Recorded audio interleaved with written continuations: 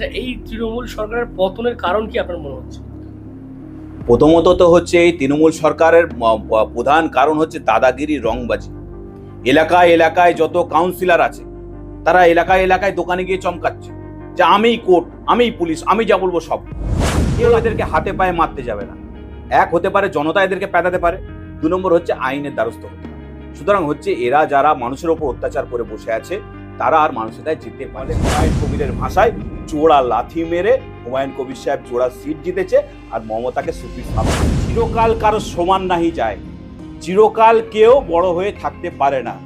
অহংকার হলে পতন হবে, যেভাবে উত্থান হয়েছে সম্মানের সাথে যেতে পারলে না, এটাই মানুষের কাছে লজ্জা। কড়া গভর্নমেন্ট হবে, যে কড়া শাসনটা পশ্চিমবাংলায় দরকার।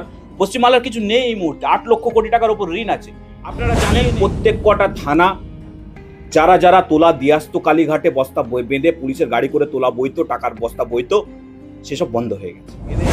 যে দম ছিল শুধু পুলিশটা ছিল বলে, পুলিশ সরে গেছে, দম শেষ হয়ে গেছে, বেলুনের হাওয়া বেরিয়ে গেছে, বেলুন চুপসে গেছে। 2021-এ আইএসএফ এর পর 2026-এ খাতা খুলল নতুন আরো একটি রাজনৈতিক দল, আম জনতা উন্নয়ন পার্টি। দুটি জায়গাতেই ঠিক যেমন বর্তমানের মুখ্যমন্ত্রী শুভেন্দু অধিকারী নন্দীগ্রাম এবং দেখা গেছে ভবানীপুরে 2 জায়গাতেই জয়ী হয়েছেন, ঠিক তেমনই দেখা গেছে এই আম জনতা উন্নয়ন পার্টির যিনি চেয়ারম্যান রয়েছেন হুমায়ুন কবির, তিনিও 2 জায়গা থেকেই জয়ী হয়েছেন। এবং এই যে গোটা নির্বাচন কেমন হলো, ফলাফল কি হয়েছে, তার পাশাপাশি বর্তমানে যে বিজেপি সরকার গঠন হলো তাদের ভূমিকা কেমন, সব নিয়ে আলোচনা করবো। আমার সঙ্গে এইদিকে রয়েছেন আইনজীবী সাইয়াদুজ্জামান, এবং তার পাশাপাশি তিনি এই 26-এর নির্বাচনের তিনি ভোটে দাঁড়িয়েছিলেন এবং সেখানে তার কি বিষয়টা ছিল সেটাও আমরা কথা বলবো। প্রথমেই জানবো যে এই আম জনতা উন্নয়ন পার্টির নতুন একটি দল, সেই দলে আপনারা সকলেই প্রার্থী হয়েছিলেন এবং দেখা যাচ্ছে 26-এ আপনারা খাতাও খুলে ফেললেন, দুটি জায়গাতে জয়ী হলেন, কি বলবেন? দেখুন, অনেকে হেসেছিল। হুমায়ুন কবির সাহেব ফুরফুরা এসেছিলেন, নওশাদ সিদ্দিকী আব্বাস সিদ্দিকীর বাড়িতে গেছিলেন, ওনারা দেখা করতে চাননি। মোহাম্মদ সেলিমের সাথে দেখা করতে চেয়েছিলেন, হয়নি। কংগ্রেসকে সাথে চেয়েছিলেন, হয়নি। মানে তারা দূরে সরে গেছে, তাচ্ছিল্য করেছে, তাকে পাত্তা দেয়নি, এরকম একটা ব্যাপার যে কি করবে না করবে। কিন্তু আজকের দিনে দাঁড়িয়ে নওশাদ একই রয়ে গেছে, না একের আগে কিছু না একের পরে কিছু, 0-1 বলা চলে, যাকে বলা চলে সেটা বললে হয়। তো সুতরাং একের বেশি নওশাদ বাড়তে পারে। সিপিআইএম একটাই ডোমকল, সে জিতেছে, কংগ্রেস 2টো। অর্থাৎ হুমায়ুন কবির সাহেব যেটা চেয়েছিলেন সেই সামগ্রিক জোটটা যদি এরা একসাথে করত, আজকের দিনে দাঁড়িয়ে প্রত্যেক কটা পার্টি ডবল ডিজিটেড নাচানাচি করতো এবং সবার মিলে ট্রিপল ডিজিট পার হয়ে যেত। এই জায়গায় জিনিসটা ছিল। কিন্তু এরা হচ্ছে রাজনৈতিক ঔদ্ধত্য। কংগ্রেসের অবস্থা দেখুন, 1500, কোথাও 1000, কোথাও 2200 ভোট, এরকম ভোট পাচ্ছে একটা জাতীয় দল। সিপিএম এর অবস্থাও সেরকম, কয়েকটা উল্লেখযোগ্য জায়গা ছাড়া সেখানে তাদের কোনো বিশেষ ভোট নেই। শরিকদের অবস্থা, যেখানে ফরওয়ার্ড ব্লক দাঁড়িয়েছে, আরএসপি দাঁড়িয়েছে, সেখানে তো কিছুই নেই। হাওড়া হাতুড়ি বাঘের কোনো চিহ্নই নেই। তো সুতরাং এই জায়গায় দাঁড়িয়ে যেটা হুমায়ুন কবির সাহেব চেয়েছিলেন সেটা যদি আজকে এরা রাজি হতো, তাহলে এই পরিণতি অন্তত হতো না, অনেক ভালো জায়গায় থাকতো। এবং হুমায়ুন কবির সাহেব অর্থাৎ এজিইউপি পার্টির এবং বেশ কিছু সিট আছে যেগুলো হয়তো মানে হচ্ছে আর একটু জোটে থাকলে সিটগুলো জিতে যেত। কয়েকটা 12,000, আরো কিছু 15,000, এরকম ভোটেও ডিফারেন্সে কয়েকটা সিটে হার হয়েছে। এবং সব থেকে উল্লেখযোগ্য, যারা জোট করেনি তারা কিন্তু 2-এর দিকে উঠতে পারেনি। অর্থাৎ আইএসএফ 1, সিপিএম 1, কংগ্রেস 2। হুমায়ুন কবির সাহেব একাই 100। মিম এসছিল, জোটের সঙ্গে জোটে ছিল, সে কি ভালো মন্দ বুঝলো, সাইডে সরে গেল। তাদের কোথাও 5,000, কোথাও 22,000, ম্যাক্সিমাম ভোট একটা জায়গায় 22,000, সেই জায়গাতেও যেখানে 22,000 ভোট কাঁদি যেখানে পেয়েছে, সেখানে জোট ভেঙে যাওয়ার পরেও হুমায়ুন কবির সাহেব সেখানে গিয়ে প্রচার করে এসছে বলে সেই জায়গাটায় ভোটটা বেড়েছিল, নাহলে সেটাও বাড়ার কথা ছিল না। অর্থাৎ মিমের খাতা নেই এখানে। যেটা আছে, হুমায়ুন কবির সাহেব একাই বাঘের বাচ্চা, দুটো সিটে দাঁড়িয়ে দুটো সিটেই জয়লাভ করেছে। এবং অল্প স্বল্প না, 2-5,000 ভোটে না, একটা 50,000-এর অধিক, একটা 28,000-এর অধিক, এই পরিস্থিতি। আচ্ছা, এই তৃণমূল সরকারের পতনের কারণ কি আপনার মনে হচ্ছে? প্রথমত তো হচ্ছে এই তৃণমূল সরকারের প্রধান কারণ হচ্ছে দাদাগিরি, রংবাজি। এলাকায় এলাকায় যত কাউন্সিলর আছে তারা এলাকায় এলাকায় দোকানে গিয়ে চমকাচ্ছে যে আমিই কোর্ট, আমিই পুলিশ, আমি যা বলবো সব, তোলা তুলছে। একটা প্ল্যান পাস করতে গেলে 15 লাখ 20 লাখ টাকা বিল হাঁকাচ্ছে। মানুষকে এগুলো সহ্য করবে? যে প্রমোটার পয়সাটা দিচ্ছে পৌরসভায়, সে প্রমোটার পয়সাটা তুলছে কার থেকে? জনগণের থেকে তুলছে। আলটিমেটলি জনগণ সাফারার হচ্ছে। দ্বিতীয়ত, 15টা বছর কেটে গেছে, পশ্চিমবাংলার মুখ্যমন্ত্রী একটা কারখানার ফিতে কাটতে পারেননি। যার থেকে কাজ এক্সপেকটেশন ছিল, তিনি মানুষকে কাজ দিতে পারেননি। তিনি কি করছে? সরকারি খরচে মন্দির বানাচ্ছে। সরকারের কাজ তো মন্দির বানানো নয়। বিজেপি শাসিত রাজ্যেও সরকারি খরচে মন্দির হতে আমি দেখি। তো সুতরাং সেই জায়গায় মমতা ব্যানার্জি অতিরিক্ত হিন্দু শাস্তে গিয়ে এই কাণ্ড করে ফেললেন। তার চেয়েও বড় কথা হচ্ছে এক পরকে এক দুর্নীতি, টেট কেলেঙ্কারি, 26,000 চাকরি বাতিল, ডিএ না দেয়া, এলাকায় কোনো বেকারত্বের সমাধান না করা। দ্বিতীয়ত হচ্ছে আমার উন্নয়ন শেষ হয়ে যাবে, উন্নয়নের বাণী শেষ হবে না, কোরআন শেষ হয়ে যাবে। সুতরাং মানুষ এগুলো কেন ভালো চোখে নেবে? একটা অপদার্থ মুখ্যমন্ত্রী, যার অপদার্থ ভাইপো এবং তার চালাচামুন্ডারা এই ঘুরে বেড়াচ্ছে আশপাশে, যারা এখন ঘরে ঢুকে গেছে। আমি এর আগের দিন বলেছিলাম যে 4 তারিখের পরে এরা কেউ শ্বশুরবাড়িতে থাকবে, কেউ দীঘায় থাকবে, কেউ দার্জিলিংয়ে থাকবে, বাড়িতে এদের কাউকে পাওয়া যাবে না। সুতরাং আজকের দিনে আপনারা সাংবাদিক দেখতে পাচ্ছেন কাউকে দেখা যাচ্ছে না, সব সুপ্রি সাপ। এরা বুঝে গেছে আর এই সরকারটাই থাকবে না। তলায় তলায় বিজেপির সঙ্গে লাইন করছে কি করে ঢোকা যায়। বিজেপি তো ওই দিক দিয়ে তালা বন্ধ করে রেখে দিয়েছে। লাইন এখন যত বাড়ুক, যখন খুলবে তখন ঢুকবে, তখন আদৌ ঢুকে কি বিজেপি পার্টি অফিসের পায়খানা পরিষ্কার করবে না ঝাড় দেবে, সেগুলো তাদের বিচার্য পেশা। কারণ যা দেবে তাই করতে হবে। কারণ তৃণমূলে তো পয়সা খেয়েছে, বিজেপিতে তো ওরকম ভাবে প্রথমেই ওই সব কিছু হবে না। সুতরাং হচ্ছে একটা স্বচ্ছ রাজনীতির যেখানে মানুষ এই আশা করে, সেখানে তো এগুলো হওয়া উচিত না। অর্থাৎ তৃণমূলের নেতারা আজকে এই 4 তারিখের পরে বেকার হয়ে গেছে। কোনো জায়গায় তোলা তুলতে পারছে না, কোনো জায়গাতে প্রমোটারকে চমকাতে পারছে না, জমির দালালদের চমকাতে পারছে না। প্রত্যেকে এখন বর্তমানে হচ্ছে বেরোজগার আদমি। শুধু নামকে বাঁচতে কাউন্সিলর আছে, ভাবছে কখন বিজেপিতে যাব। সব বেরোজগার, সব বেকার। রাজনীতিটাকে মানুষের সেবা না করে নিজের সেবা করেছে। এদের প্রত্যেকের বিরুদ্ধে আইন অনুরাগে ব্যবস্থা। কি করে কি হয়েছে প্রত্যেক কটা নোটিং আছে। যারা রাজনীতি সচেতন মানুষ সবার কাছে নোটিং আছে। এদের ধীরে ধীরে ব্যবস্থা হবে। কেউ এদেরকে হাতে পায়ে মারতে যাবে না। এক হতে পারে জনতা এদেরকে পেটাতে পারে, 2 নম্বর হচ্ছে আইনের দ্বারস্থ হতে হবে। সুতরাং হচ্ছে এরা যারা মানুষের উপর অত্যাচার করে বসে আছে, তারা আর মানুষের দায় জিততে পারছে না। এক ক্ষমতার দম্বে যেত, পুলিশের দম্বে যেত, আজ পুলিশ সরে গেছে, তৃণমূল সাফ হয়ে গেছে। আচ্ছা, বিজেপি ক্ষমতায় কেন এলো কি মনে হয়? মানুষ মানে কোনখানে কাজ করলো যে বিজেপিকে ক্ষমতায় নিয়ে আসলে ভালো হবে?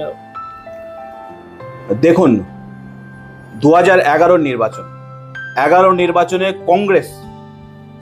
কংগ্রেস তৃণমূল একসাথে, তার সাথে আর জোটে কে আছে? এসইউসিআই তৃণমূলের সঙ্গে জোটে আছে। ইভেন এনসিপি কেও ঘড়ি চিহ্ন তাকেও জোটে নিয়েছিল। কুচবিহারে তুফানগঞ্জ ওইদিকে একটা সিট ছেড়েছিল তাদেরকে, আবার তার বিরুদ্ধে ওরা নির্দলও দিয়েছিল। তো এরকম মাওবাদী, নকশাল, খ্যাঁকশিয়াল আরও এইসব ছোটখাটো দল সবাই মিলে 2011 সালে তৃণমূল ক্ষমতায় এসেছিল। একাদমে তৃণমূল ক্ষমতায় আসেনি। কিন্তু 2016-তে কি দেখা গেল? যে কংগ্রেসীরা তৃণমূলের সাথে সরকার গড়তে সাহায্য করলো, তারা তৃণমূল থেকে সরে গেল। সে সিপিএম এক হয়ে গেল, দিয়ে নির্বাচন লড়ল, দুজনে অস্তিত্ব বাঁচাল। এই যে নীতি পরায়ণহীন, অর্থাৎ শুধু টিকে থাকার জন্য, অথচ 2016 নির্বাচনে কংগ্রেস সিপিএম পশ্চিমবাংলায় নির্বাচন লড়ছে একসাথে, আবার কেরলে একে অপরের বিরুদ্ধে নির্বাচন লড়ছে। অর্থাৎ তারপরে চলে এলো 21-এর নির্বাচন। মানুষ তাদেরকে আর বিকল্প ভাবেনি, কারণ এরা তো নিজের এক প্রকার হচ্ছে অস্তিত্ব রক্ষার লড়াই লড়ছে। মমতার বিরুদ্ধে লড়াইয়ের ক্ষমতা এদের নেই এককভাবে। তখন এককভাবে বিজেপি 77টা সিট পেয়ে গেল। তখন মানুষের মনে একটা আশা জাগলো যে না, বিকল্প যদি হতে পারে তো এরা হতে পারে, সিপিএম কংগ্রেসের এখানে কোনো খেলা নেই। সেই জায়গায় দাঁড়িয়ে এইবার নির্বাচনে মানুষ এই দুর্নীতিবাজ, তোলাবাজ, অভয়ার কাণ্ড, চাকরি চুরি, কয়লা চুরি, আমফানের টাকা চুরি, আর ভাইপো 2000 সিকিউরিটি নিয়ে ঘুরে বেড়ানো, এলাকায় তৃণমূল নেতাদের দুর্নীতি, প্রত্যেক কটাকে অক্ষরে অক্ষরে, শুধু হিন্দু না মুসলমান বুথেও দেখবেন আপনি বিজেপির ভোট বেড়ে গেছে। যেসব বুথে বিজেপির 1, 2, 3টের বেশি ভোট পড়তো না, আমি যেহেতু কাউন্টিংয়ে দীর্ঘদিন ধরে ছিলাম, সে বুথে 130, 50, 55 এরকম ভোট হয়ে গেছে। ইভেন শুভেন্দু অধিকারী মুখ্যমন্ত্রী তিনি নিজে বলছেন যে আমি 4000 মুসলমান ভোট পেয়েছি।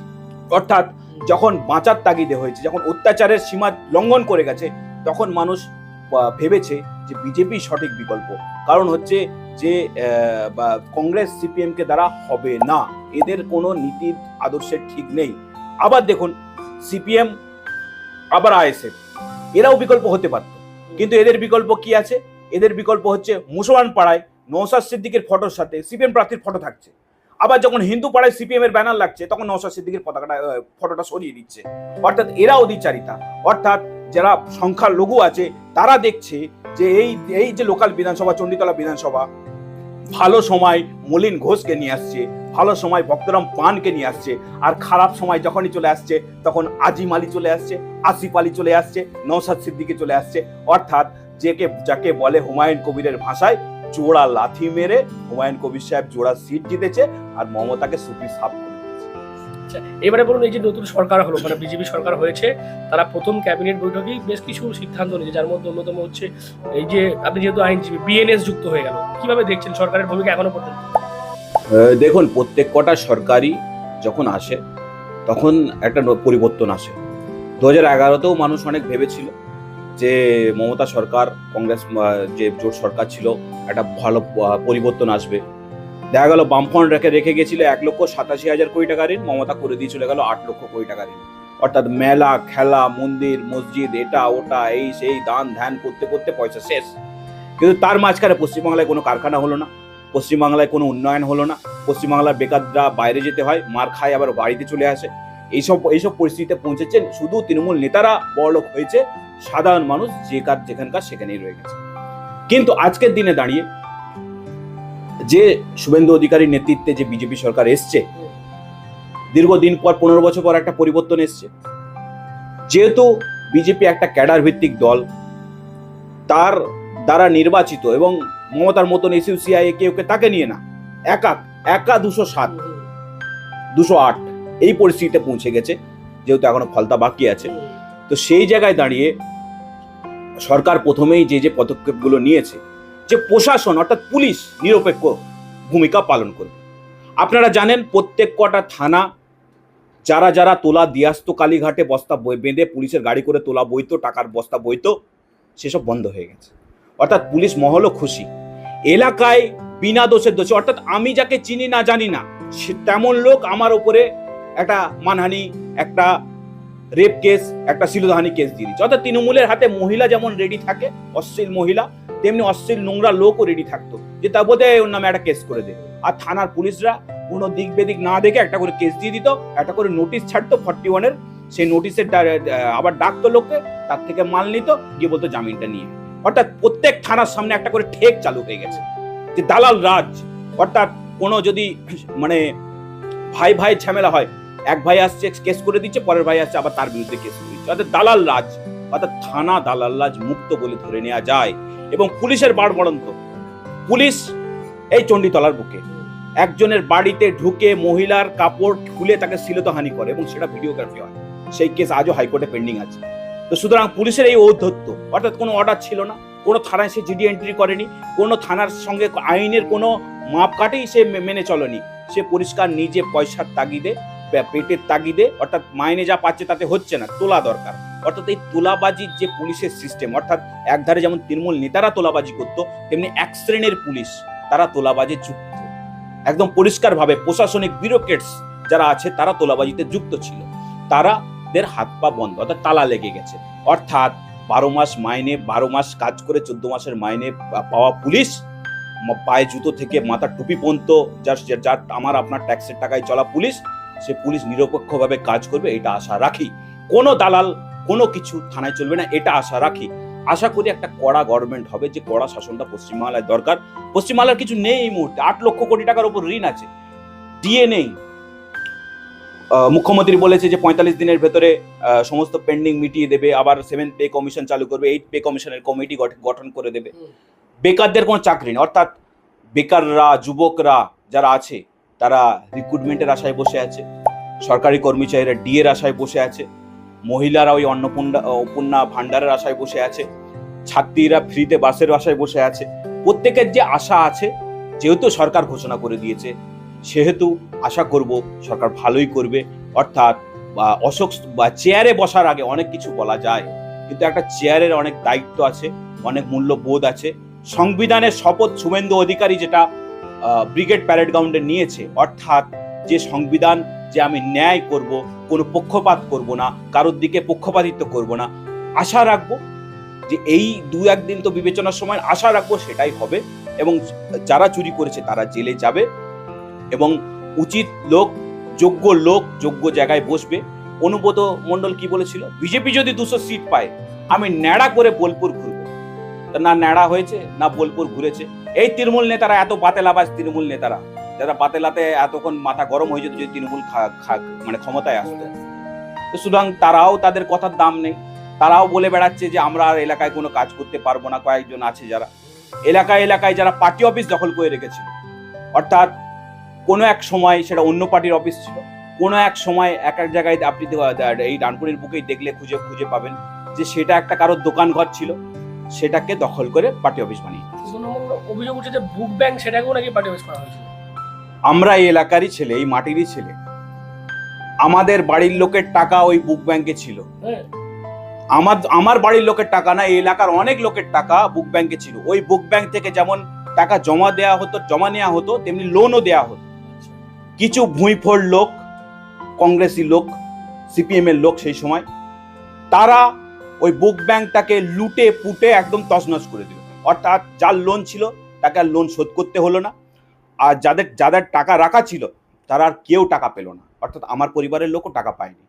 তারপরে ওখানে কংগ্রেসের একজন নেতা সব্যসাচী মান্না, উনি বসতেন, কিন্তু যখনই ওখানে মানে ওই তৃণমূল পৌরসভা সব দখল করে নিল, ওখানে জোর জবরদস্তি ওনারা ওই বুক ব্যাংকটাকে দখল করে লিখে দিলেন যে কার্যালয় 14 নম্বর ওয়ার্ডের কাউন্সিলর, একবার স্বামী কাউন্সিলর, একবার স্ত্রী কাউন্সিলর। মানে এমন লোভ, যদি পার্টি দরদি হবে তো স্ত্রী তো কোনদিন পার্টি করেনি, তাকে টিকিট দেবার কি দরকার। অর্থাৎ লোভ ছাড়া এর থাকতে পারে না। অর্থাৎ আবার যে এলআইসি করে খেতে হবে এইটা কষ্ট লাগছে, ওই জন্য বউকে কাউন্সিলর করে দিয়ে বউকে তো দেখা যায় না। কিছু লোক, আড্ডাবাজ লোক, সকাল সন্ধে হলে ওখানে বসতো, এর গঞ্জনা তার গঞ্জনা, আর কে প্রমোটিং করছে, কে বাড়ি করছে, কে ইডি বেচছে, কি বেচছে, কিভাবে চাঁদা তুলবো, কি করে কাটমানি খাবো, সেই আলোচনা সবকিছু হতো।